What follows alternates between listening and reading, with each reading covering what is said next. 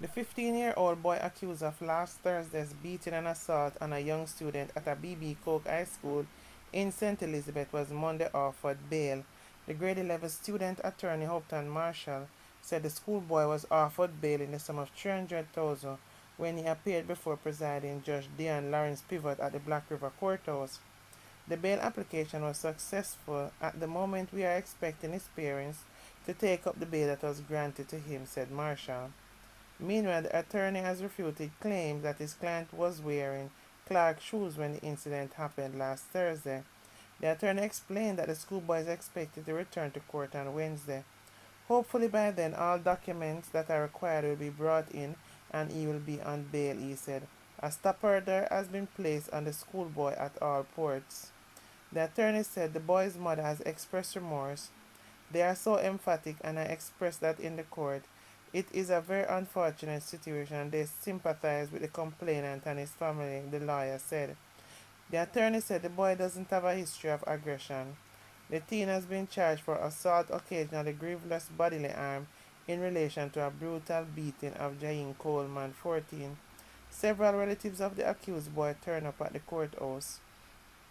Sometimes I wonder how them lawyer then so lie, but then again that is them job to tell lie. Because he's saying this boy does not have a history of aggression. Where did he get his information from? Because the school already said from him start come at the institution, he has been a troublemaker. And he has always been problem from him being at the school.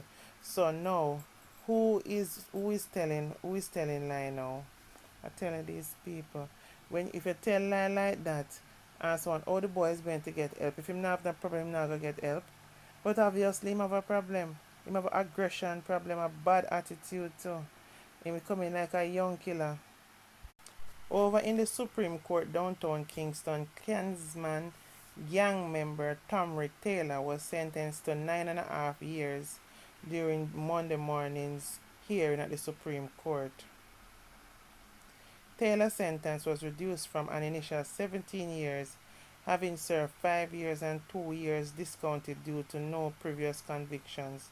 Meanwhile, the leader of the St. Catherine base gang, Andre Blackman Bryan, returned to the courtroom after he was observed clutching his stomach and subsequently removed from the court. It's amazing though. These bad people. It's so easy them stomach turn and how easily them can grip them chest and pain like say them have motion sickness. Imagine how people feel when them taking them out and taking out them family without no remorse. And look a little sentencing. Him supposed to turn up tough and strong, man. Him have one done. Reports indicate that Brian displayed signs of discomfort, keeping his head down for the majority of the time and even burping at one point. Chief Justice Brian Sykes reportedly instructed the police to investigate the source of his discomfort. I remember there was a song that said, Mama, you murderer ball.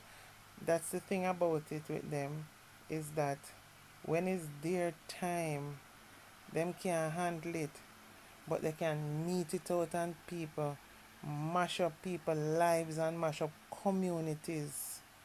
You understand? Mash up families, separate them. You know what I mean? Mash up people's businesses, be disrupted.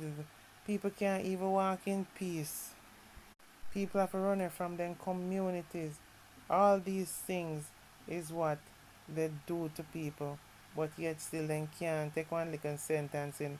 When I heard them, they just sit down one place and go and enjoy free food. Well, the good thing about it with this one done is that he has 13.5 years to sit and think about it and think how he can change his life. As he was convicted this morning and sentenced to 39.5 years for his leadership role in a criminal organization, among other offenses. He was, however, credited for the 5.5 years behind bars.